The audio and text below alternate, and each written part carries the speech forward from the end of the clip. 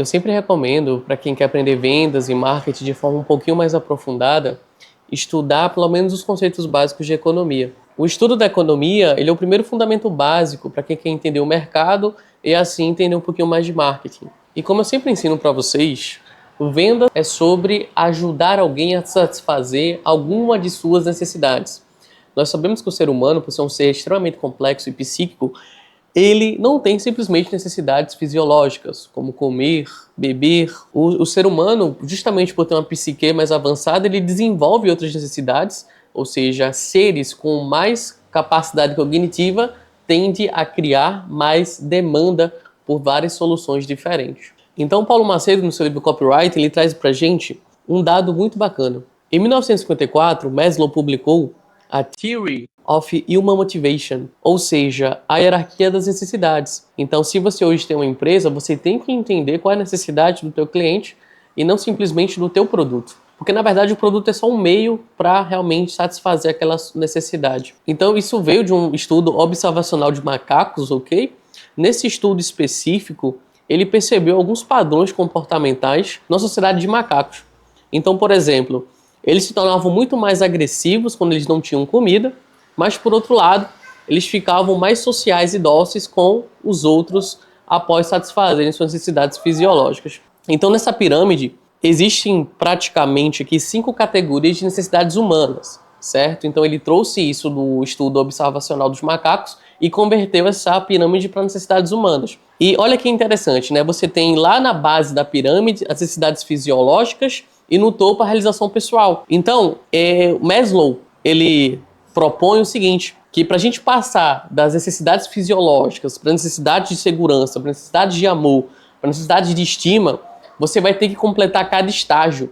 Então a gente pode até tomar como referência que no mundo apocalíptico, por exemplo, as pessoas estão muito mais preocupadas em sobreviver do que se realizar pessoalmente, como criar um movimento na sociedade. As pessoas querem primeiro satisfazer suas necessidades mais primitivas, ali mais animalescas, até elas de fato se satisfazerem de forma mais pessoal, de forma mais complexa e mais sensível.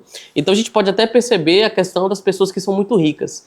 Então, assim, essas bases da pirâmide, elas já estão totalmente supridas. Então, produtos que são relacionados à necessidade fisiológica já não são tão atrativos para esse tipo de público.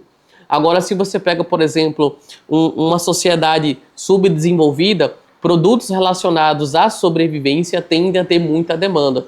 Então, uma das formas também de você entender um pouquinho o teu público é você justamente entender em que base da pirâmide o teu produto ou serviço ele está se enquadrando. Então, o seu produto ele está relacionado a qual tipo de necessidade? Uma necessidade fisiológica? Então, você é um vendedor de água, você é um vendedor de pão, por exemplo.